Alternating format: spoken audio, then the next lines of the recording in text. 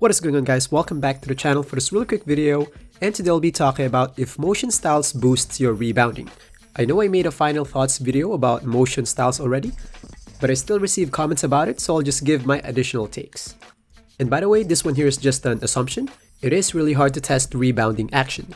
The only reason why I had rebound chaser badge stat is because of rebound animation thresholds, and that's not possible to apply on motion styles.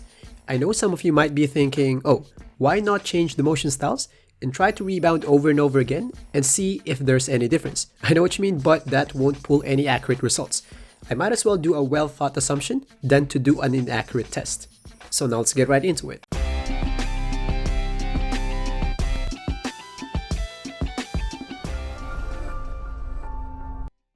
First, let me show you some comments regarding about it. This first one here actually have some tractions on Reddit, so I guess many players believe it. And by the way, I may show some comments here, but I don't mean to, talk down on their opinions or expose them in some way. I will just give my take. I respect everyone's opinion. The first one, it's a long comment, just post the video if you want to read everything. But the notable part here is that he mentioned that he feels that motion styles affect rebounding, blocking, loose balls, and defensive stance. And in here he mentioned from 10 rebounds per game, after changing it to Dennis Rodman, he had back-to-back 20 rebound games. And here's another one, saying pretty much the same thing, but the additional part here is that he said that the moment he changed to Draymond Green, now he's starting to get bumpy. Now, before we go to my take, I'll just give you a quick recap first of all my tests on motion styles so far. Let me show you first what motion styles don't do. First one, it doesn't affect your lateral movements. Next one, even with contacts, it will offer the same speed and the same type of cutoff animations. I tested a lot of animations and they were all the same. Next one, it doesn't affect your hands-up defense. Yes, the moment you held your defensive stance, they have different animations, but the moment you hold your right stick up, they will all do the same animations.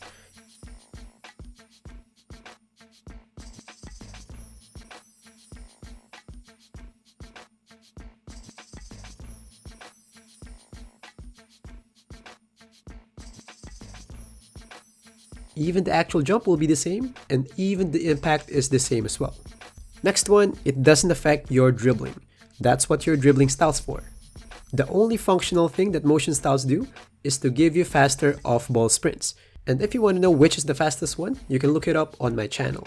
Now, going back to the comments, they mentioned that it affects their rebounding, blocking, loose balls, and defensive stance, that it provides them with better animations, to the extent that from 10 rebounds per game, now he can pull 20 rebounds on back-to-back games. With all due respect to viewers who believe that switching styles can do all those things or some other things, for me personally, I think it's too good to be true.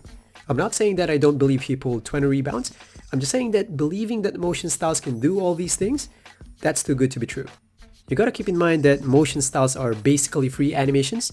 It's not like your jump shot or dribbling animations that there's an actual attribute requirement. Motion styles only have height requirements.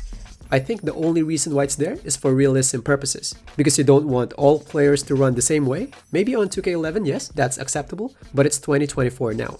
To be honest, having a sprint boost on each motion styles is a giveaway already, so I don't really think that this free animation can do all those things. Common complaint this year is that lots of players can't feel those attributes and badge boost. Like some players say that they can't feel 10-point difference on blocks, steals, some badges, and movements. So it's really hard to think that this free animation here, the motion styles, can do all these animation boosts on blocks, loose balls, defensive stance, and boosting your 10 rebounds per game to 20. It's just too good to be true. One more thing is, if there is something that motion styles can have a function on, are the cutoff and hands-up contest part. That's because you can visually see the difference between them. But to know that it doesn't do anything on that part, because in my test it showed that they will do the same hands-up and cutoff animations, makes me believe more that chances are really high that it won't touch rebounding, steals, and bumping, which are not really related to what we visually see on motion styles. To be honest, with all due respect to players who believe that comment, I think it's just a placebo effect. And speaking of placebo effect, actually I have a really similar story regarding about this. Back in 2K20, I covered Lightning Reflexes badge, and from the start I concluded that the only thing that the badge does is to make the read and react arrow much faster, nothing else. And trust me, I received lots of comments saying that my tests were wrong, and they say that it does a lot of things. They say that it helps changing direction much quicker, get more steals, get more rebounds, get loose balls, and lots of other stuff. Pretty much the same things as some other players say about motion styles. I'm not talking about a couple of comments, I'm talking about hundreds. I will put all the video links on the description, you can read all the comments. I actually made 4 videos about it because I was trying to prove on every video that it doesn't do anything aside from that arrow. Then weeks later, after my 3rd video, Mike Wang finally tweeted saying that it just affects how early you see the arrow under the ball handler, which is what I've been saying from the start. Which means I was right, and what all those players experience is just placebo effect.